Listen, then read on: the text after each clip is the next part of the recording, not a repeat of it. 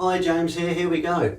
Today we're going to cover some news articles around the world to do with meat and sort of meats. We're going to have a look at the polar bear populations and see how they're getting on. And then we're going to have a crack at NASA and see what bullshit they've basically got on their website. Let's go for it. Hungry cows reduce output in top producing region in India. Floods caused by rain have damaged crops, causing farmers to sell crops that are intended for human consumption to feed animals. Harvests are expected to be halved this year alone. See where the problem lies. When we have droughts causing the problem with the food for the animals, we have to start using our food to feed them. It causes our food to go up and causes them to become more expensive. Let's have a look what's going on elsewhere. You can't even make this up. A farmer during a drought is now having to use watermelons to feed his cattle. What's going on? Watermelons to feed the cows. So once again we see no feed for the animals, no grains, none of the basic staples that we can normally harvest. We're having to feed cattle watermelons. I wonder what that done to the price of watermelons locally. The worst drought in 60 years kills 106,000 cattle. In Chile, another country being hit. Droughts, rain dumps. That's all that's going to happen. And then winter, snow dumps. And here we are. Worst drought in 90 years. In Liberia, kills 61,000 cattle. As if they need any more hardship with their food. But it's alright everyone. We've got the solution. Here we go. Plant-based meat. You'll never be able to make that at home, will you? But China's coming up with it. Airlines. Instead of pork, we'll have man-made pork. We'll still call it a sort of pork thing, but it's coming. Just going to slowly step it in a little bit at a time, make it a bit more normal.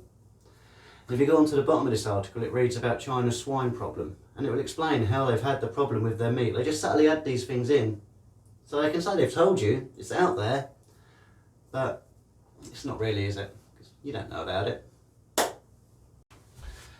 But for all them diehards, it's alright, we've got an answer for you too. 3D printed meat.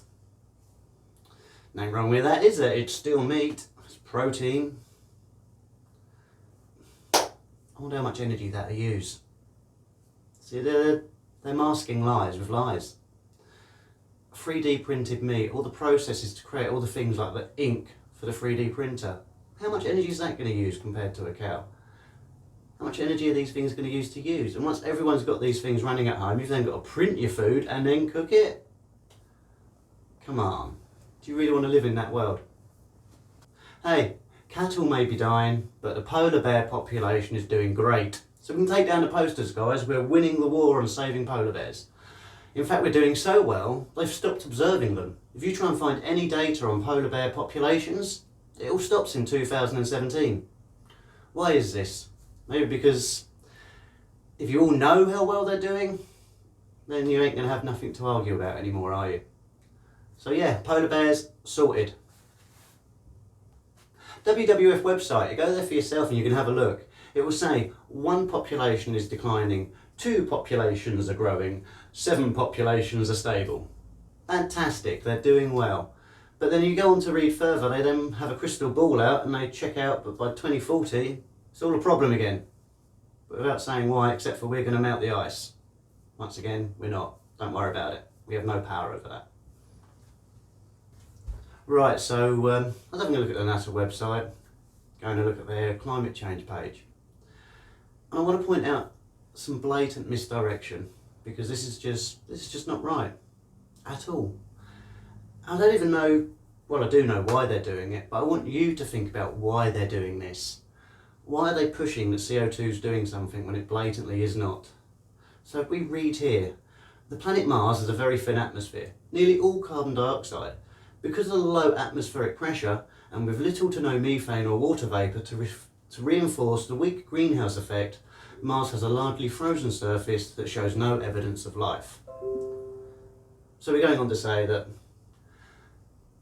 the CO2 on Mars isn't making it warm like it does on Earth, because on Mars it's a bit different and the atmosphere's a bit thinner, so we just ignore what we're saying about Earth because it won't happen to Mars because of them reasons.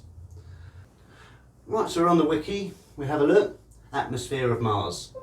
carbon dioxide 94.9%, nitrogen 2.6%, argon 1.9%, oxygen 0.174%, carbon monoxide 0.0747%, and water vapour 0.03% variable. Right, just hold them figures in there for a little while. Mainly the carbon dioxide, 94.9%.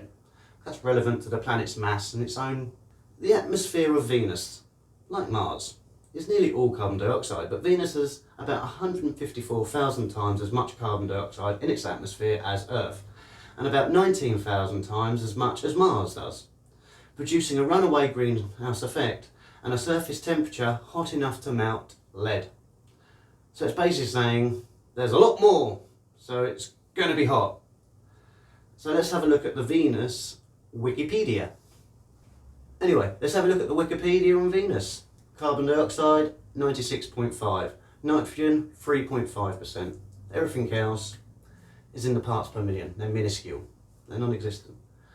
So the main point I want to have here is carbon dioxide percentage wise, they're relevant to the size of the planet, and they're about the same for Mars and Venus. So carbon dioxide's really got nothing to do with the temperatures on the planet. So we go back to my points made in nearly all my videos. Let's have a look at how the solar system is made and see if we can use some common sense to work out why one is warmer and one is colder. Just have a quick look. So here's our solar system. Now you look at Venus, second planet from the sun, very close. You've got us in the Goldilocks zone, the just right zone, where life is happy. And you've got Mars, a lot further away from the sun, colder. What about the sun? Do you think the sun's anything to do with that? Like distance from? Nothing to do with CO2, guys. It's just the fact that Venus is a hell of a lot closer to that sun, a hell of a lot warmer. Mars, a hell of a lot further away from the sun, a hell of a lot colder. That's all it is. There's no magic of CO2 creating effects on the planet. It's just the distance of the sun. So like I say all the time, the boss is the sun. So why have NASA gone to such levels to try and exaggerate a reason to create CO2 doing something it has nothing to do with? Ask yourself, what's the agenda? Why are they doing it? Why go to the effort to make a web page showing it? To explain climate change. Nothing to do with it, guys. The foundation of what they tell you is a lie. Thanks guys, I hope you enjoyed watching as much as I enjoy trying to make these videos. I would really enjoy some feedback on things you want to hear or something you want me to explain or what you want me to do. Thank you very much for watching. Please like, share and subscribe to my YouTube. Hopefully I'm getting in the right direction here. Cheers guys.